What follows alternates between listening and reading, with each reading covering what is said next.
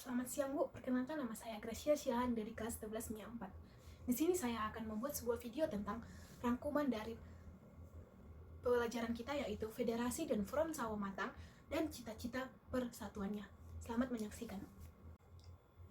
Cita-cita persatuan Federasi dan Front Sawah Matang dalam rangka merealisasikan gagasan tentang persatuan Insinyur Soekarno ingin membentuk wadah persatuan dengan memadukan aliran nasionalisme, Islam, dan Marxisme, sehingga merupakan kekuatan moral dan nasionalisme yang kukuh untuk menghadapi praktik diskriminasi kelompok kulit putih yang merasa superior.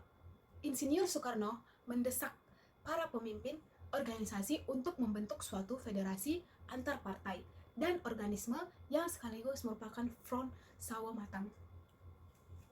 Dalam hal ini, federasi harus mencerminkan situasi sosial dan politik di Indonesia dengan berbagai orientasi dan aliran yang beragam. Insinyur Soekarno segera menemui beberapa pimpinan organisasi untuk membahas ide persatuan melalui sebuah federasi. Untuk membahas tentang pembentukan federasi antar partai dan organisasi di Indonesia, dilakukanlah pertemuan-pertemuan dan diskusi.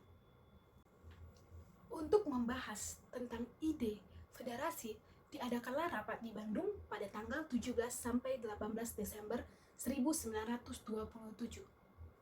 Dalam rapat tersebut, hadir perwakilan dari Budi Utomo, PNI, PSI, PPKI, dan beberapa organisasi pemuda seperti Sumanterenan Bond, Kaum Betawi, Pasudan, dan Kelompok Studi Indonesia.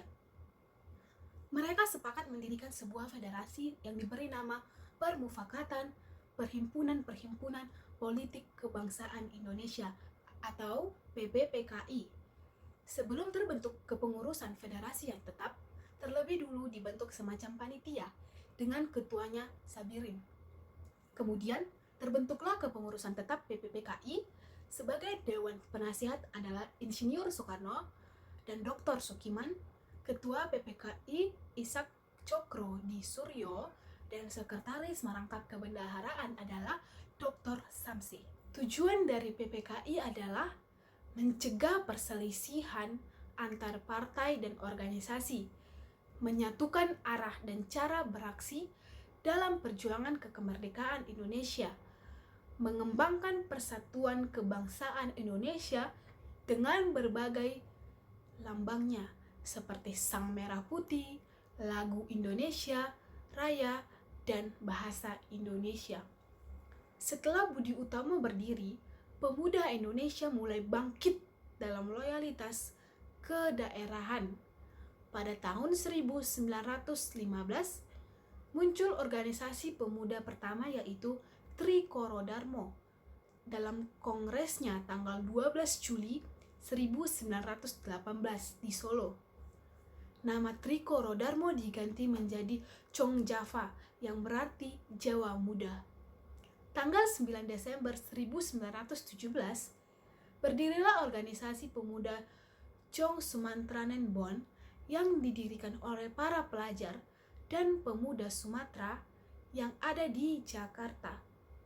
Tujuan Chong Sumantranen Bond adalah untuk mempererat tali persaudaraan dan persatuan antar pelajar dari Sumatera.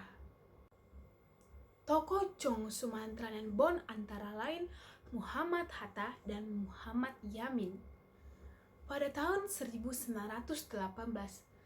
berdiri Chong Minahasa, kemudian berdiri Chong Celebes atau Sulawesi, Chong Ambon, Chong Borneo dari Kalimantan.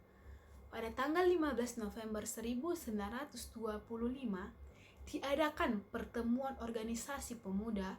Dalam pertemuan tersebut hadirlah perwakilan dari Chong Java, Chong Sumantranen Bond, Chong Ambon, Chong Celebes, pelajar-pelajar Minahasa, dan Sekar Rukun. Dalam pertemuan tersebut, demikianlah ringkasan materi yang saya dapat. Jika ada kesalahan atau kekurangannya, saya mohon maaf. Terima kasih.